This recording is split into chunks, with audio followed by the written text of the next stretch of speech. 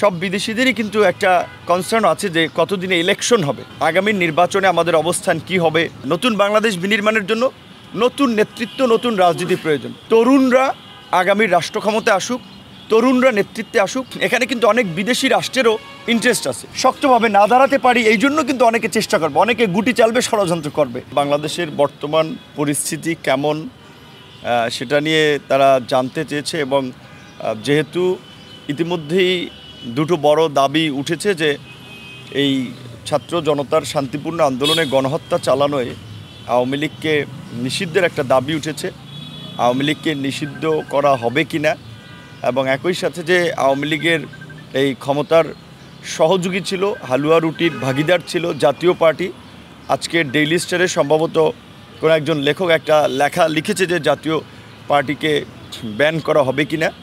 Plus হচ্ছে দেশের চলমান পরিস্থিতিতে আইন শৃঙ্খলা পরিস্থিতি, ছাত্র জনতার কর্মকাণ্ড, সামগ্রিকভাবে আমরা এর আগেও আপনারা দেখেছেন যে ইউএস, ইউকে, ইউএন সহ অনেক বিদেশি মিশনকে মিট করেছিলাম।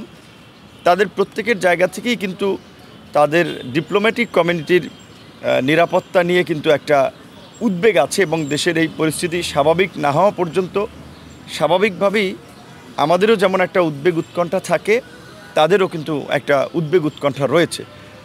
বিশেষ করে বাংলাদেশের জনগণ যেভাবে সবসময় ফিলিস্তিনের প্রতি সহানুভূতিশীল ছিল, ঢাকা ইউনিভার্সিটি সহ সারা বাংলাদেশে এর আগেও ফিলিস্তিনের পক্ষে যেসব বড় বড় প্রসেশন হয়েছে সেগুলো অনেক ছবি ভিডিও তিনি আমাদেরকে দেখিয়েছে এবং বাংলাদেশের তরুণরা যে একটা যুগান্তকারী পরিবর্তন করেছে এই কারণে তরুণদেরকেও ধন্যবাদ জানিয়েছে এবং দেশবাসীকে নতুন রাষ্ট্র বিনির্মাণে ফিলিস্তিনের জায়গা থেকে তাদের যে সহযোগিতা সমর্থন করা দরকার দেশ এবং বিদেশে, সেখানে তারা পাশে থাকবে। যেহেতু তারাও একটা নির্যাতিত নিষ্পেষিত জাতি এবং যেহেতু তারা একটা মুসলিম কান্ট্রি, বাংলাদেশেও প্রায় 92% পিপল মুসলিম, কাজে সেই সেন্টিমেন্টের জায়গা থেকেও তারা বাংলাদেশের প্রতি কমিটেড এবং বাংলাদেশের মানুষও তাদের প্রতি যেভাবে সাহায্য, সহযোগিতা, সহানুভূতি দেখিয়েছে সেটা ভবিষ্যতের এই নতুন সরকার তথা পরবর্তী নির্বাচিত সরকারও সেটার ধারাবাহিকতা বজায় রাখবে।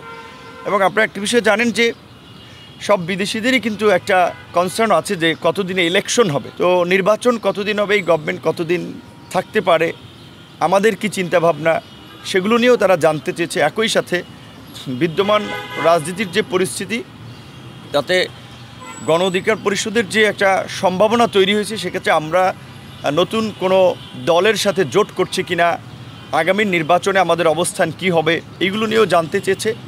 এবং একই সাথে বিশেষ করে অন্যান্য পার্টিগুলোরও কার্যক্রম, স্বাভাবিকভাবেই রাজনৈতিক দল যে কোনো নেতৃবৃন্দ যখন ডিপ্লোম্যাটিক কমিউনিটির সাথে আলোচনা হয় দেশের চলমান পরিস্থিতি নিয়ে কিন্তু পরিষ্কারভাবেই সব বিষয়ই মোটামুটি কথা হয়।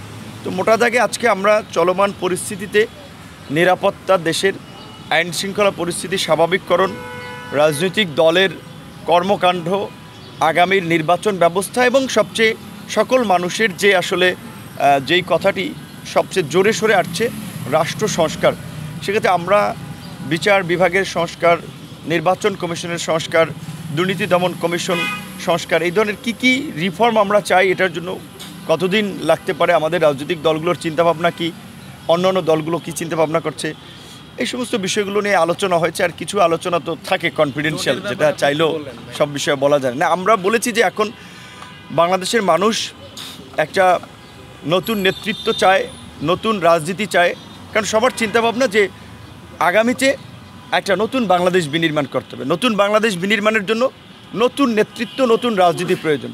পুরানো রাজনৈতিক বন্দোবস্ত দিয়ে আসলে নতুন কিছু করা সম্ভব না। পুরানো দলগুলো পর্যায়ক্রমে তো ক্ষমতায় থেকেছে, কাজেই আমরা সবাই তো দেখেছি যে তারা যখন ক্ষমতায় ছিল প্রশাসনকে দলীয়করণ, জনগণের উপরে একটা নিয়ন্ত্রণ প্রতিষ্ঠা করা, এগুলো তো সেম ক্যারেক্টার আমরা মোটামুটি 91-এর পরে পার্লামেন্টারি পদ্ধতিতে সরকারেও যারা শাসন করেছে দেখেছি। সেই জায়গা থেকে আমরা পরিষ্কার বলেছি এখন পর্যন্ত জনগণের প্রত্যাশা যে তরুণরা আগামীর রাষ্ট্র ক্ষমতায় আসুক, তরুণরা নেতৃত্বে আসুক, তরুণরা তারুণ্যের চিন্তায়, সৃজনশীল চিন্তায় রাষ্ট্র পরিচালনা করুক। যেহেতু আমাদের দুজন উপদেষ্টা তারাও তরুণ এবং আপনারা জানেন যে তারা ছাত্র অধিকার পরিষদের তাদের রাজনীতির সূত্রপাত এবং হাতেখড়ি, এমনকি এই বৈষম্য বিরোধী আন্দোলনেও আপনারা যদি দেখেন বড় একটা সংখ্যাগরিষ্ঠ নেতৃবৃন্দই কিন্তু ছাত্র অধিকার পরিষদেরই সাথে সংশ্লিষ্ট ছিলেন। কাজে আমরা চাই যে এই যে উদীয়মান তরুণ সকল যারা সেটা প্রাইভেট বিশ্ববিদ্যালয়ের শিক্ষার্থী যারা আপনার 14 সালে ব্যাট বিরোধী আন্দোলন করেছিল, 18 সালে যারা কোটা সংস্কার আন্দোলন করেছিল, নিরাপদ সড়ক আন্দোলন করেছিল এবং এখনও যারা নিয়মিত সমাজ এবং রাষ্ট্রের পরিবর্তনের লেখালেখি করে যাচ্ছে, কথা বলছে, অ্যাক্টিভিজম করে যাচ্ছে, এই তরুণ জনগোষ্ঠীকে একটা প্ল্যাটফর্মে নিয়ে আসা। সেক্ষেত্রে যেহেতু গণ অধিকার পরিষদ এখন অফিসিয়ালি একটা নিবন্ধিত রাজনৈতিক দলও, আমি মনে করি তাদের সকলকে নিয়ে যদি আমরা গণ অধিকার পরিষদের সাথে কাজ করতে পারি তাহলে আগামীর বাংলাদেশ এই নতুন প্ল্যাটফর্মে নেতৃত্ব দেবে। এখন এখানে স্বাভাবিকভাবেই রাজনীতিতে অনেক ধরনের বিভাজন থাকে, অনেক ধরনের আদর্শ থাকে এবং বাংলাদেশের মতো একটা দেশে এখানে কিন্তু অনেক বিদেশি রাষ্ট্রেরও ইন্টারেস্ট আছে। বিশেষ করে আমাদের প্রতিবেশী রাষ্ট্র ভারত যেভাবে গত 15 বছর আওয়ামী লীগকে একচেটিয়া সমর্থন এবং সহযোগিতা করেছে, ভারতের একটা শক্ত খুঁটি ছিল আওয়ামী লীগ, সেই খুঁটি ভেঙে পড়েছে। কাজেই ভারত তো চাবে স্বাভাবিকভাবেই তার একটা বিকল্প খুঁটি এখানে রাখতে কিংবা দাঁড় করাতে। সেই ক্ষেত্রে এখন আমরা যে একটা নন পলিটিক্যাল ফ্যাক্টর হঠাৎ করে একটা বড় পরিবর্তন করেছে এবং পলিটিক্সে একটা বড় ফ্যাক্টর হয়ে যাচ্ছি, কাজেই সেই ক্ষেত্রে আমরাও যেন শক্তভাবে না দাঁড়াতে পারি এই জন্য কিন্তু অনেকে চেষ্টা করবে, অনেকে গুটি চালবে, ষড়যন্ত্র করবে।